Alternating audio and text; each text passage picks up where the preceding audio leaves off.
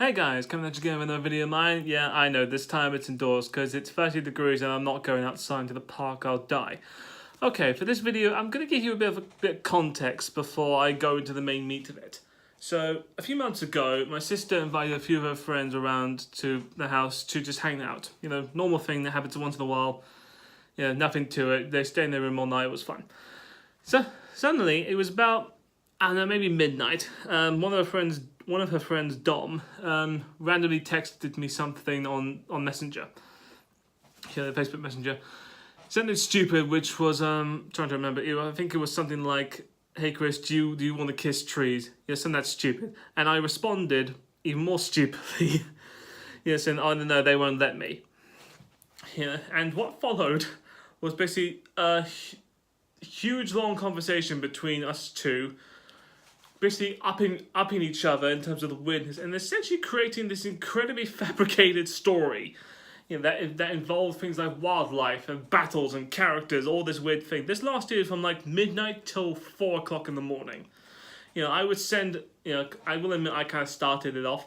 I sent this barrage of things, things stupid, and then he responded, and every 15 minutes or so, it would just come back once in a while it would be like, yeah, he would add more to the story, then I would add more to the story. They would just go back and forth all the time.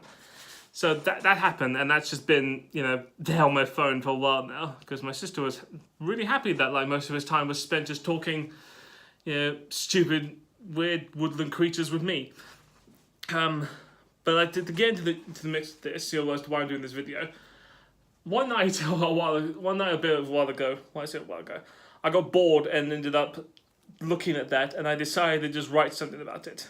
And I mean, like, you know, I ended up writing like a bit of a, I wouldn't say maybe a short story, more like an intro to something stupid, but like, basically, you know, this is what happens when you know, stay awake at 1 o'clock in the morning, you're too hot to get into bed, and you just think, you know what, I'll just write something out because it's funny. So I thought, you know, I would share with you this stupid little story of mine to see, you know, what you'd think, see if it, you know, does anything. Yeah, and if anyone out there, like, yeah, can think of a title for this, feel free, you know, whatever. But anyway, here goes. It's not that long, I promise. So right now it's just called My Short Story. For many years, humans have always thought that they had one distinction that separates them from the animals: war. Now, while you can add something such as intelligence and physical features like claws, razor-sharp teeth, or striped skin, you can't argue that humans have a love for war. It's useful to remind humans of why animals can be pure and why they cannot be. But unfortunately for many out there, that distinction is wrong. Because while there have been wars that have killed many and lasted years, there is one war that has killed beyond count, never looked for peace, and has never stopped. You see, for this to make sense to humans, you must realize that what we see in our lush countryside is a bitter battlefield locked with opposing sides. A war where humans will foolishly observe battles as Mother Nature. It is one that, if you want to look at where it all started, we have to go back a long, long time ago. This is the war between the squirrels and the badgers. Eons ago, the trees were the guardians of the countryside and nature itself. They protected the plants and grass that grew towards the sun. They kept the land green with their beauty, and of course, they kept every animal safe and alive with their sturdiness, the fruits they bared, and the warmth they provided. Life was a paradise for those who lived in the forest under the tree's wisdom and guidance. Now, most animals respected the trees and lived under them or near them. Frogs, worms, rabbits, you name it. Each creature that came to live in the forests had a good life. The best of all these, though, were the badgers. Now, the badgers, you could say, were, pardon the bad wording, top dogs around the forests. They were big, strong, and made sure to look out for small animals against predators. They lived like kings, and the trees noticed. The trees had begun to see the badgers take their position as superior to everyone because of their size and status. The trees offered their wisdom to the badgers, reminding them that all animals are equal to them and not one of them can be superior.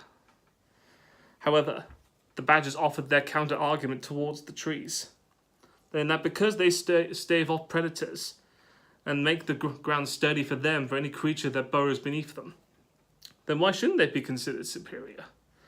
They went on to call out the trees should acknowledge their superiority in all the countryside. The trees, however, were angered by the response of the badgers, and decided to think of a way to remind the badgers of their place in the community. This is where a small cunning animal that came to put his hat in the ring. The animal, this being the squirrels. The squirrels, having grown envious of the badgers' position and overheard the trees wanting to put them in their place, came up with an idea. The squirrels approached the trees and offered them a solution to their problem. The squirrels, being small creatures, needed protection from predators and food from the branches of the trees themselves, lacked the strength and home that they needed to keep their homes safe from any others. They said that if the trees would offer themselves as a home for the squirrels, where they could crawl on their branches for food, use their bark to make nests, and store their food, then the badgers would have no choice but to recognize that their place in nature is equal. For if one small one can live among the trees, then no one can be bigger can be superior. I messed that up, don't worry. The trees agreed with this plan and offered their oak and branches to the squirrels for all of them. Over time, the squirrels quickly made the trees their home and made themselves the superior animals in the countryside. The badgers, however, were furious of this act of betrayal the trees had did to them, sought to right this wrong by sending their leader, the badger mayor, to meet with the court of squirrels, the head of their kind. The leader of the badgers, the badger mayor, demanded they leave the trees and return to the ground like the rest of the animals and recognize the badger's superiority. The squirrels, however, refused and called upon them to recognize that because the trees offered themselves as their homes, that they were now the superior creatures. This led to a blind rage from the badger mayor to attack the court of squirrels themselves. Scratching and biting that led to blood being spilled everywhere, and a carnage that had never been seen across the countryside in so long. The court was all but gone, save for two of them who managed to escape. And the badger mayor limped back to his home, where he collapsed dead soon after in front of the other badgers. This led to badgers and squirrels declaring war upon each other, swearing to destroy another for what their crimes had done and for what they had said to each other. The trees, realizing what they had done by listening to the squirrels' idea in the first place, had sworn to silence themselves forever, making sure that no creature was allowed their guidance again after what they had set in motion. This war led to both sides gaining allies. The badgers had the toads, frogs, dogs, and other small creatures that lived off the ground. The squirrels had the birds, deers, cats, and those who lived off the trees and high above the ground. This would lead to a war that has lasted for thousands of years, never relenting and ever so gruesome. Even with the arrival of humans dominating the countryside, they did nothing as they saw both sides act in gruesome terror and kill one another. Both sides determined to prove their superiority to the countryside and destroy the other.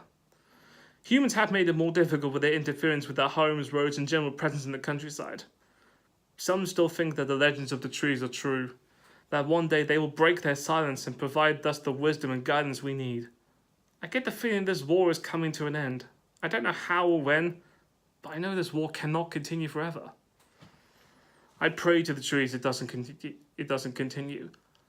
Because of all things that have ever happened, I decided to come up with an idea. And from what I've learned, and hopefully you just learned right now, all it takes is an idea to change everything. Well, that's it. That's been my little short story, or whatever intro this is, Tell me what you think of it. I'd love to hear comments down below, or any way you can try and tell me what you think of it. If it sucks, if it needs improvement, and if you come up with a title, please let me. I have nothing. But anyway, that's it. I thought I'd just share with you something I did for fun, a little bit of writing of mine. I might write a little bit more, or not just this, but other short stories if this does well enough, or if I feel like it, because it's fun to do these kind of things. Anyway, that's the end of this video. I thought I'd just share with you a bit of what I did. Like and subscribe if you want to see more. Comment down below for anything you want to talk to me about. That's been my video, guys. Thank you so much for listening in. If you have watched the end of this video. Thank you so much for listening to this. That's it, guys. Bye.